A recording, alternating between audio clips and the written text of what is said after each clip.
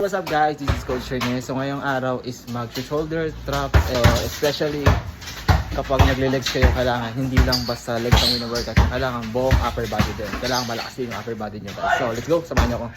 So yung workout na to guys is tina-target yung front and lateral delts. Same pa rin, 2 set and 15 reps. Ito naman guys, tina-target nito yung front delts, same pa rin, 2 set and 15 reps.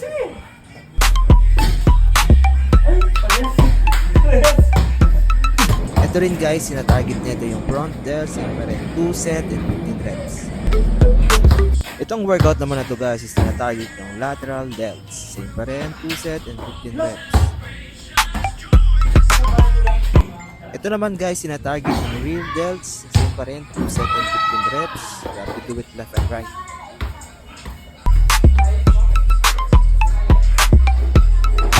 Para naman sa traps guys, ang ginagawa ko ito yung pinaka-favorite ko. Ginagawa ko ito ng 2 set and 15 reps, pero hino-hold ko siya ng 3 seconds bago ibaba.